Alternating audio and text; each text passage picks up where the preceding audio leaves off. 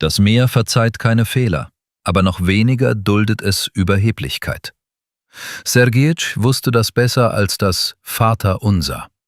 Seine Hände, bedeckt mit einem Netz aus weißlichen Narben und in die Poren gefressenem Heizöl, glichen einem alten Treibholzstück, das nach einem langen Sturm an Land gespült worden war.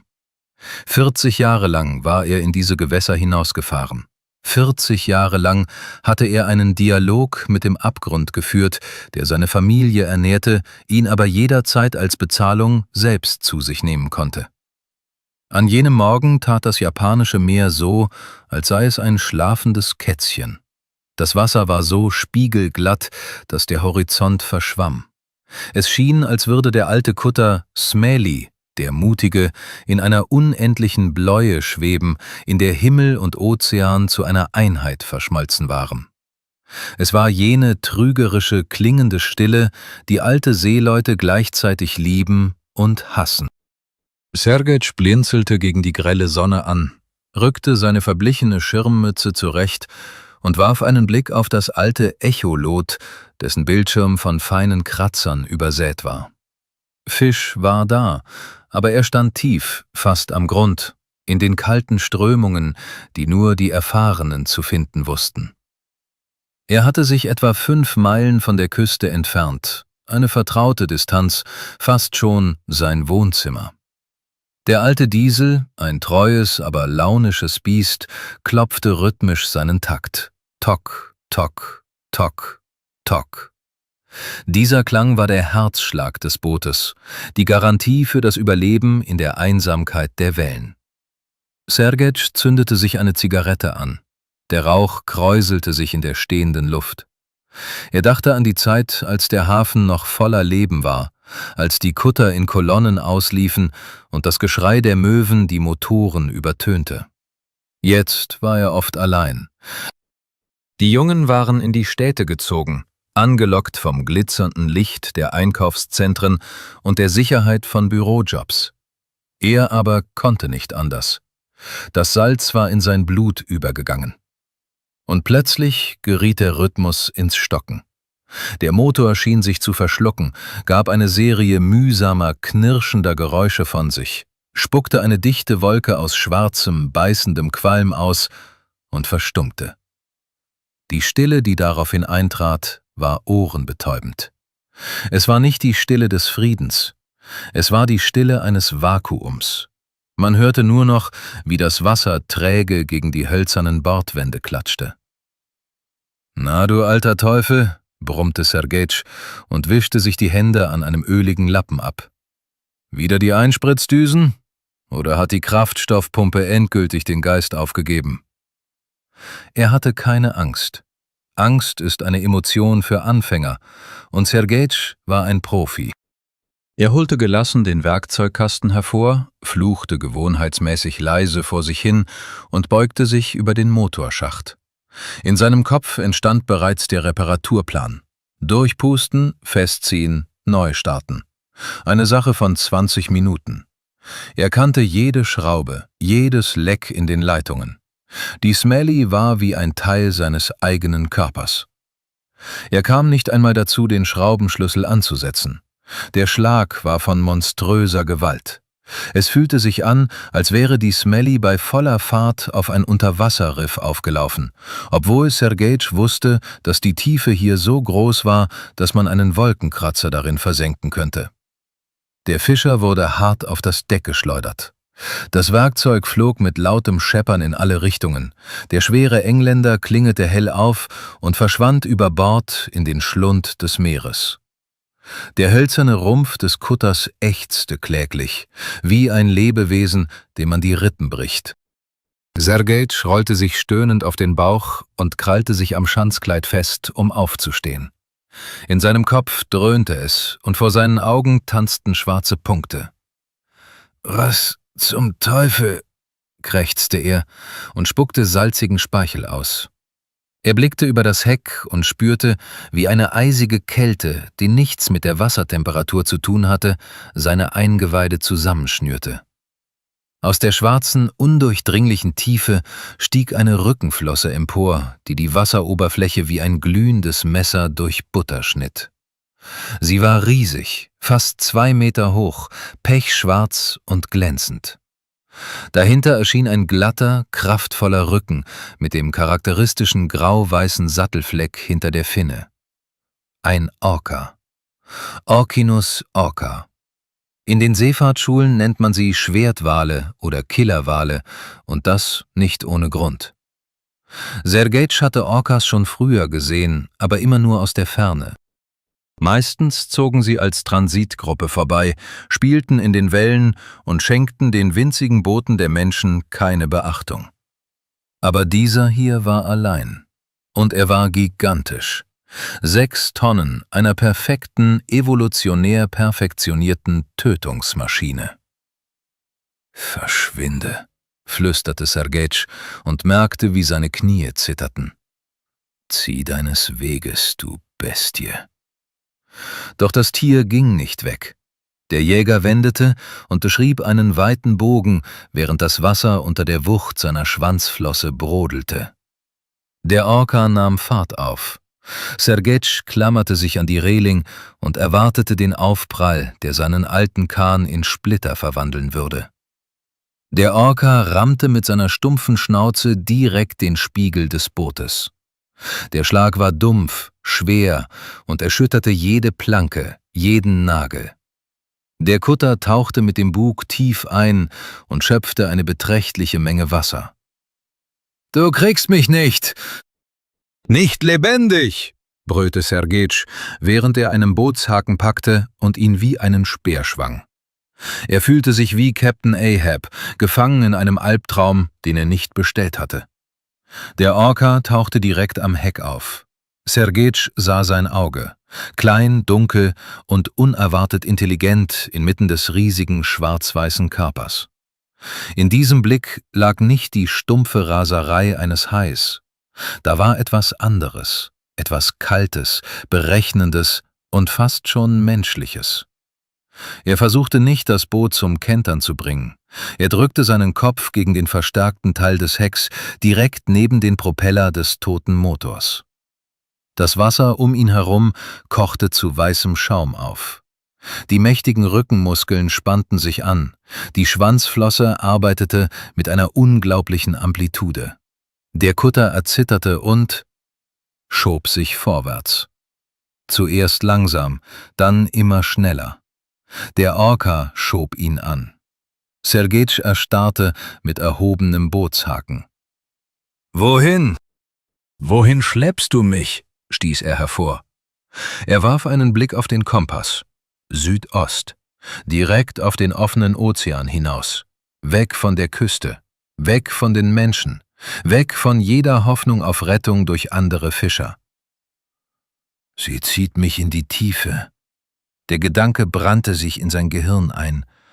»Sie will mich dorthin bringen, wo mich niemand findet, um mit mir zu spielen, um das Boot Stück für Stück zu zerlegen.« »Lass los!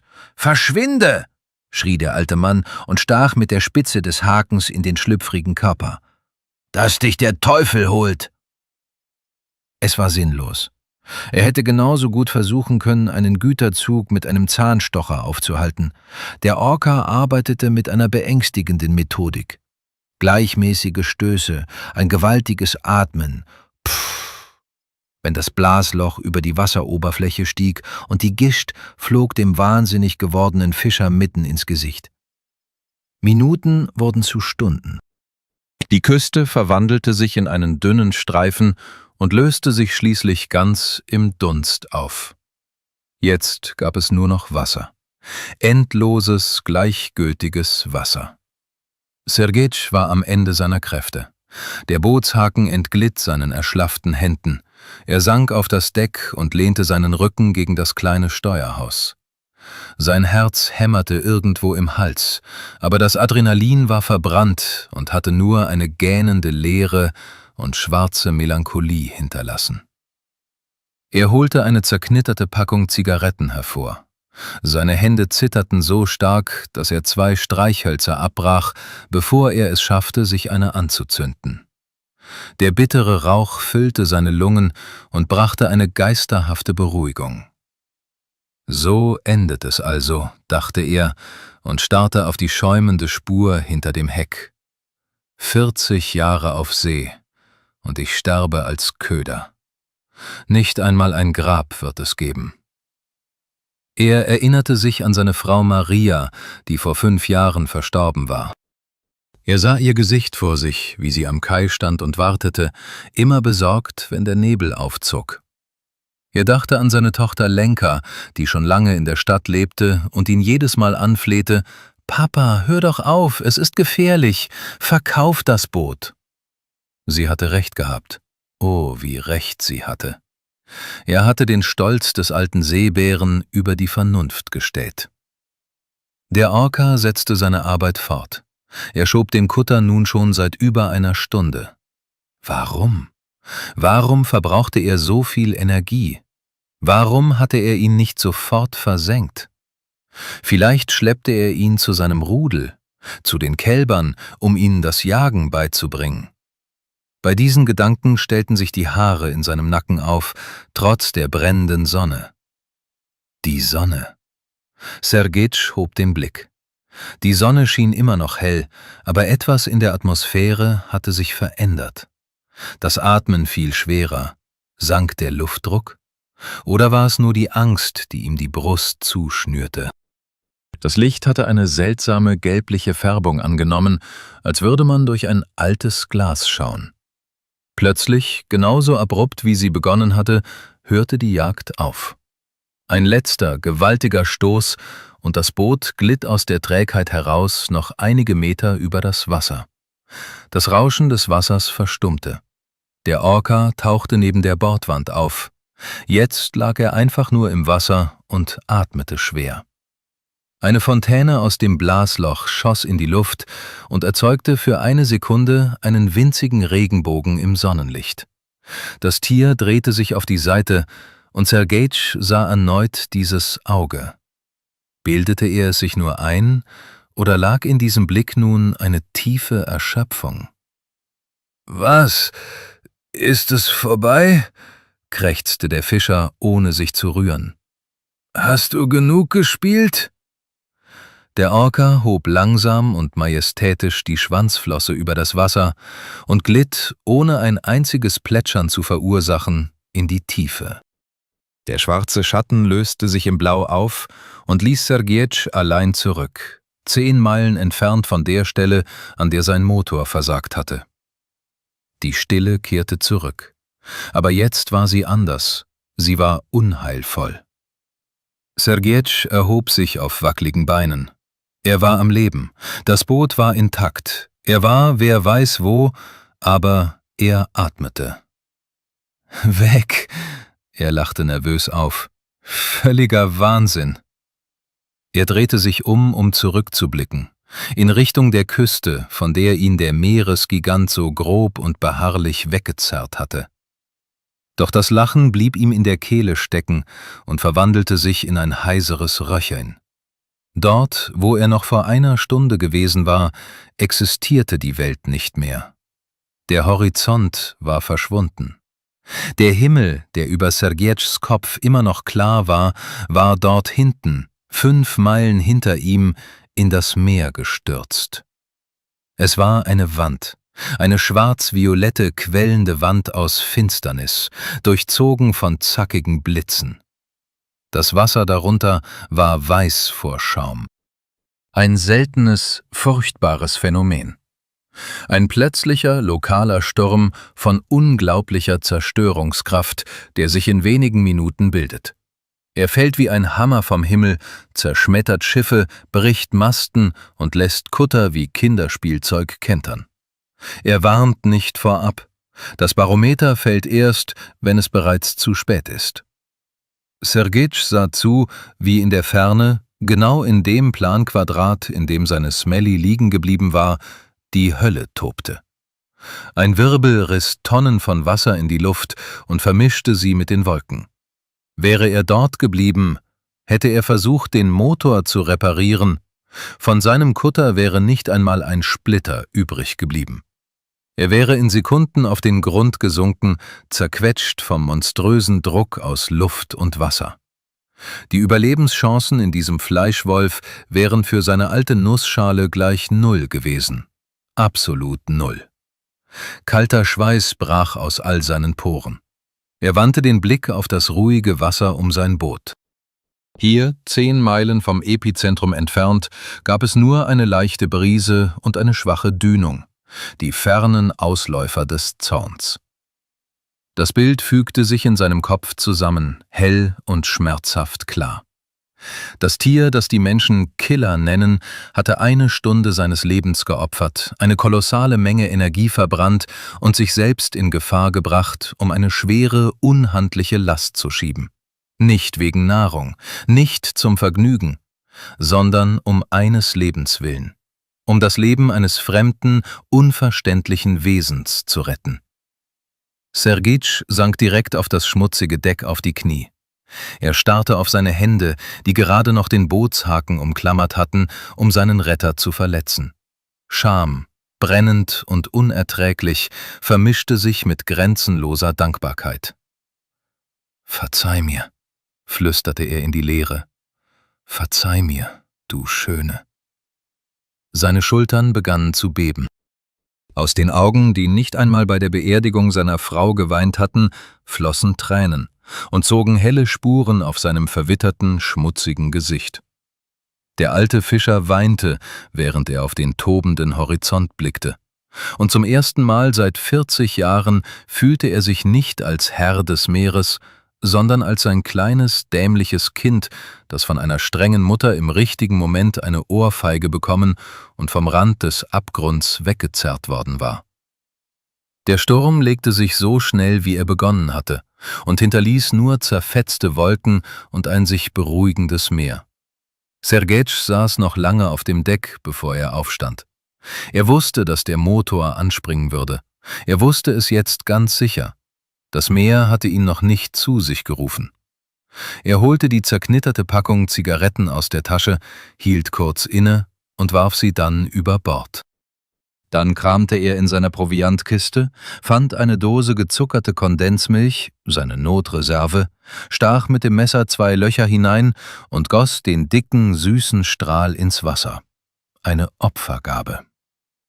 »Danke«, sagte er laut und wandte sich an die Tiefe. »Für den Fisch, für das Leben und für die Lektion.« Die Smelly sprang beim ersten Versuch an, als hätte es nie einen Defekt gegeben. Sergic wendete das Boot in Richtung der fernen, kaum sichtbaren Küste. Er kehrte nach Hause zurück. Aber er wusste, dass ein Teil von ihm für immer dort draußen geblieben war, im offenen Ozean, neben der schwarzen Finne seines wortlosen Beschützers. Vielleicht war es Einbildung, aber als er die Bucht ansteuerte, meinte er, in der Ferne noch einmal einen hohen Blas zu sehen, der wie ein Abschiedsgruß in der Abendsonne glitzerte. Sergic lächelte zum ersten Mal seit Jahren, ein echtes, friedliches Lächeln. Er war nicht mehr allein. Liebe Freunde, wenn euch diese Geschichte berührt hat, wenn ihr den salzigen Wind und die Macht des Ozeans gespürt habt, dann hinterlasst bitte ein Like. Solche Geschichten erinnern uns daran, dass wir nicht die alleinigen Herrscher auf diesem Planeten sind.